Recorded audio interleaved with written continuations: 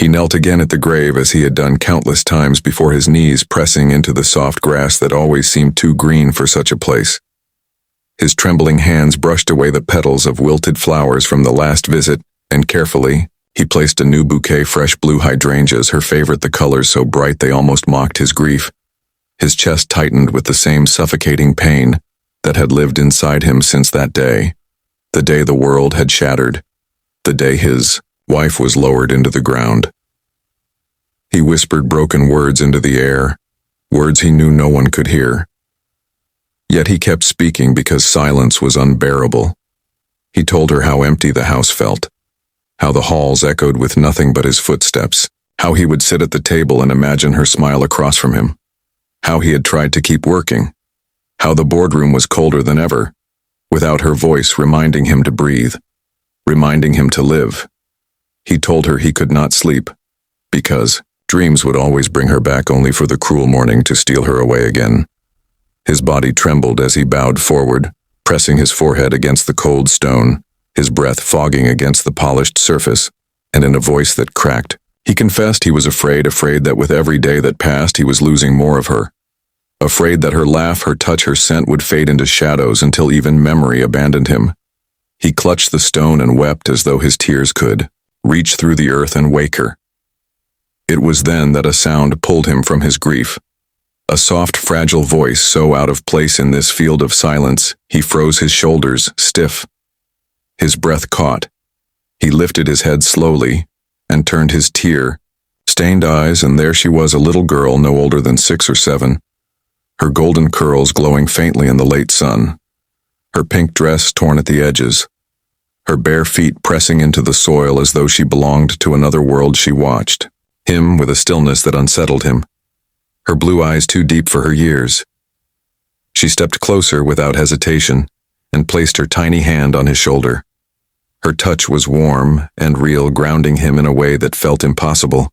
He stared at her, not knowing if he should pull away or speak, but before he could gather a word, she looked down at the grave, then back into his eyes, and spoke again, her voice quiet yet filled with an odd certainty. "She is not gone.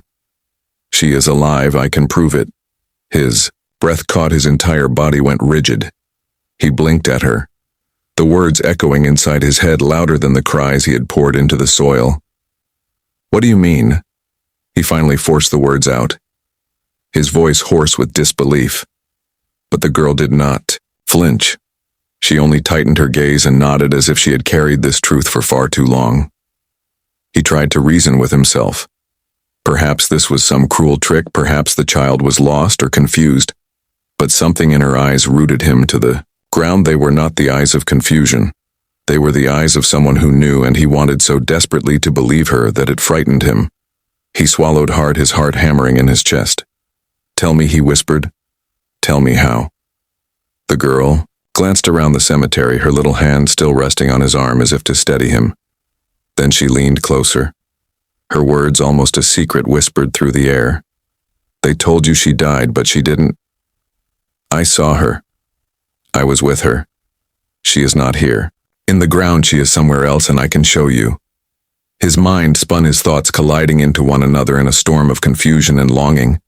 He wanted to grab her shoulders and demand answers. He wanted to run away, afraid of false hope. But, above all, he wanted to follow her if there was even a chance, if there was even the smallest chance that his wife breathed somewhere in this world. He could not let it slip away. He rose slowly, his legs unsteady from kneeling too long. He looked around, but no one else was there, only rows of stones and silence. The little girl stood calmly watching him, her expression unchanged. He wiped his face with the back of his hand and nodded. "Lead me," he said, his voice trembling but strong enough to break through the weight of his despair. "Lead me to her." The girl turned and began to walk across the field, her steps light but purposeful.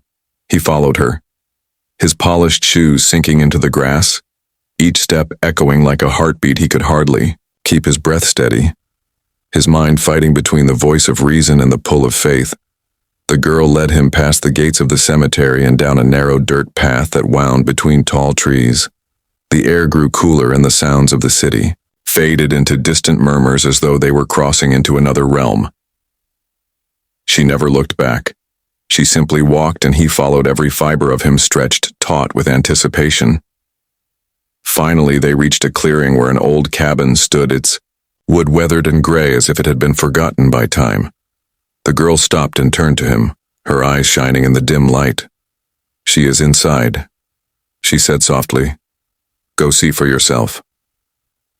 He hesitated, his hand trembling as it reached for the handle of the door. It creaked as he pushed it open, and what he saw inside stole the breath from his lungs.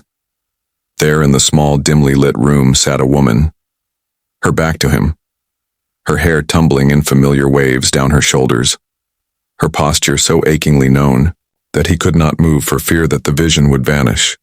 She turned slowly at the sound of the door, her face illuminated by the faint glow of a lamp, and his heart nearly collapsed within him. It was her. It was truly her. Her eyes widened when she saw him, tears immediately flooding her face. She rose, stumbling forward, whispering his name.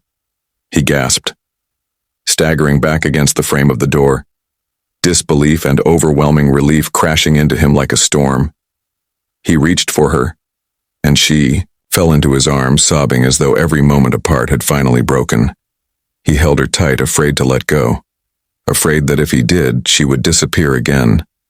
His tears soaked her hair, his lips pressed against her forehead, his hands trembling over her face, her shoulders, her very existence. How he whispered, his voice breaking. "How are you here? They told me you were gone." She pulled back enough to look at him, her own eyes red with grief and fear.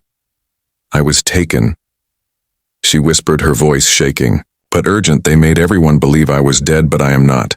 I have been here waiting, praying that you would find me, and now you have." He collapsed into her again, unable to hold the weight of the miracle. His heart thundered with a new fire, a new hope. He looked toward the door where the little girl had stood, but she was gone, vanished as suddenly as she had appeared, leaving behind only the echo of her words. "She is alive. I can prove it." He never saw the girl again, but he would never forget her, for she had led him through the darkness and given him back the love he thought he had lost forever. And as he held his wife in his arms, he knew that life would never again be the same, for he had been given not just a second chance, but a reason to live, breathe, and fight for the love that had defied death itself.